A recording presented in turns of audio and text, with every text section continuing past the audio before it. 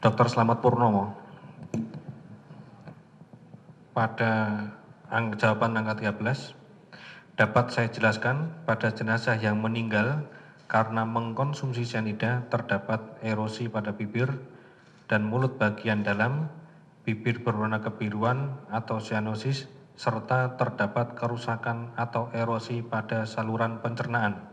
Kemudian di angka 14, setelah saya bersama dengan Dr. Arief Cahyono melakukan pemeriksaan terhadap mayat korban Wayan Mirna Salihin, ciri-ciri orang keracunan pada mayat korban ciri-ciri orang keracunan pada mayat korban Wayan Mirna Salihin yaitu bibir di bagian dalam berwarna kebiruan dan kerusakan erosi pada lambung. Kemudian pada angka 15 halaman 8, maka korban akan mengalami perasaan sangat sedih dan panas. Kami ulangi, perasaan sangat pedih dan panas pada saluran cerna hingga lambung korban dan akan mengakibatkan kerusakan pada jaringan yang terkena cairan tersebut, sehingga dirasakan oleh korban Wayan Mirna Salihin sesaat setelah minuman ais Vietnam Coffee itu dapat merupakan gejala dari keracunan cyanida.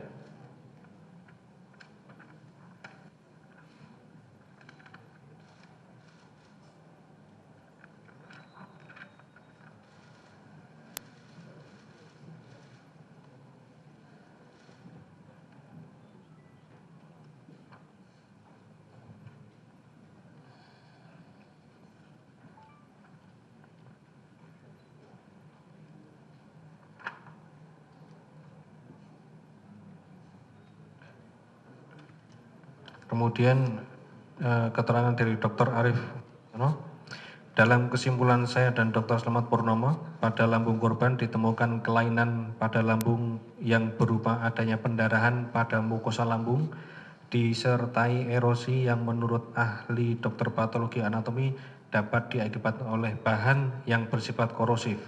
Korosif yang terjadi pada lambung sangat berat karena hampir seluruh permukaan dinding lambung mengalami korosif.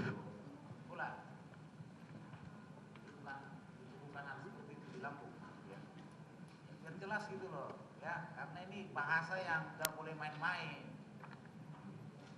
Dengan bahasa seperti ini tadi kita mau cari apakah ini informasi kedua ini muncul berdasarkan informasi ketiga atau sebaliknya informasi ketiga muncul berdasarkan informasi kedua.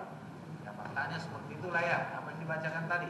Kalau di visum hanya disebut korosif ya, nggak sejauh itu ya. Baik, saya ini lanjut ya, yang lain aja. Soal aroma,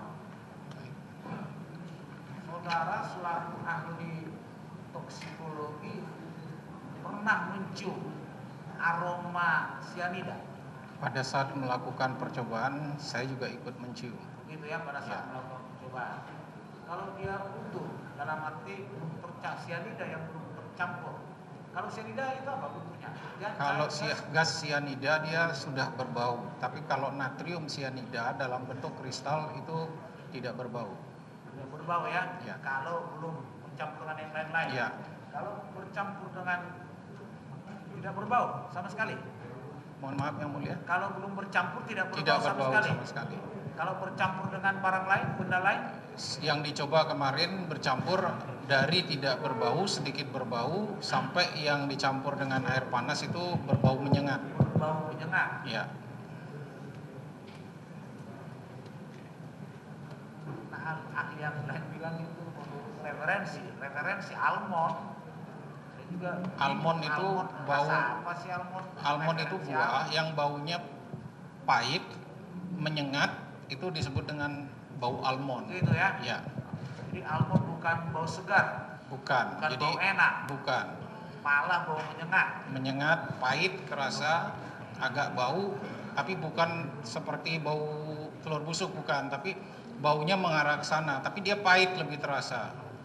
Karena hal yang umum juga kita dengar cyanida begitu. Ya. Katanya almond bagaimana ya, menurut referensi almond lah, jawabnya hanya seperti itu. Baik. Kalau yang setelah saudara coba, ada tadi bentuk-bentuk percobaannya sampai 5. sampai nomor 6. 6, tapi yang Ya. kelima tidak berani Tidak berani melakukan. Alasannya tidak berani melakukan yang kelima tadi apa? Kalau dia dimasukkan ke dalam air panas, tentunya langsung menjadi gas, akan meracuni semua orang yang ada di dalam tempat percobaan tersebut. Kalau langsung air panas. Ya. Kalau yang ini kan 5 tahap, ada es, susu, kopi, air panas. Ya.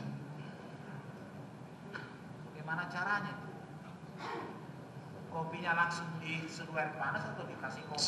Sesuai dengan prosedur percobaannya. Pertama, berarti es, susu plus pertama sianida tambah es tambah susu, kemudian sesuai dengan SOP mereka membuat, ditutup sama filter yang sudah ada kopi, baru dituang air panas. dituang air panas Ya. ke atas kopi. Betul. Jadi yang masuk langsung kopi bercampur air panas. Betul. Tidak dipilah-pilah pakai plus tadi. Ya. Begitu. Karena Ya. di situ dipilah-pilah.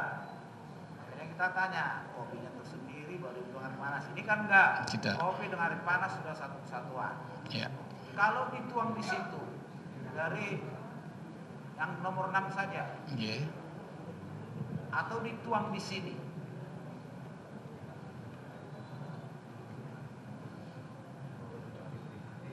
dari praktek yang saudara lakukan di lapangan, Ya. aroma menyengatnya sampai tidak kepada saudara. Seandainya ini cara kita kopi sekarang. Tidak. Tidak. Jadi ciumnya seperti ini gelas Hmm?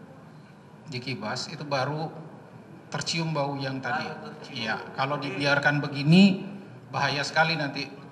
Aroma itu tidak menyebar kemana-mana, tetapi kalau sudah dekat baru terasa ada menyengatnya. Iya. Tajam, lembut atau gimana aroma menyengatnya yang saudara alami sendiri? Kalau yang percobaan nomor 4 itu langsung sampai saya sendiri pusing. Saya Kalau keluar. yang nomor 4, Ya, saya keluar ruangan sementara menghentikan percobaan untuk kembali lagi.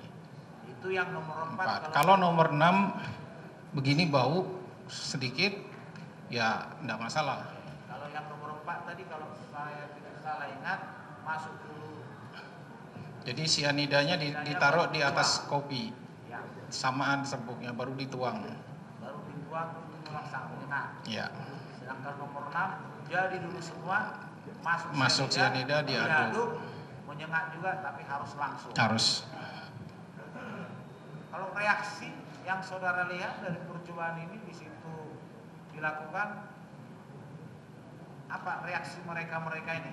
Reaksi itu maksudnya seperti apa ya? Apakah memang langsung ada yang langsung buang kah atau langsung menjauh atau gimana? Karena saudara yang coba yang tes Iya, lakukan. kita ngetes di tempat. Jadi begitu kita aduk, ya tidak berbau. Kemudian kita minta panelis untuk membauin. Ya, Mereka, oh ya bau. begitu saja. Ya, Begitu bau. reaksinya. Ya. Sama reaksinya. Berapa orang tadi? Sampel. Sebentar.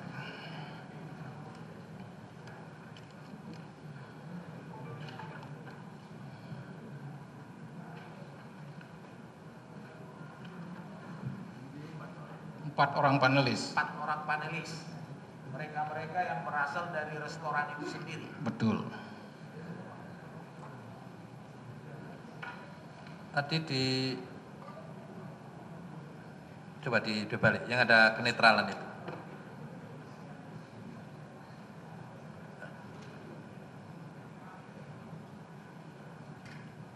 Yang dimaksud penetralan itu apa maksudnya? Reaksi penetralan adalah apabila senyawa asam bercampur dengan senyawa basa, kemudian dia akan menuju reaksi pada titik pH penetralan.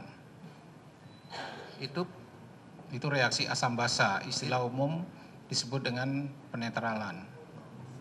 bukan batas kemampuan orang yang minum racun itu apakah dia meninggal atau tidak. Bukan itu ya? Bukan. Bukan ya. Bukan.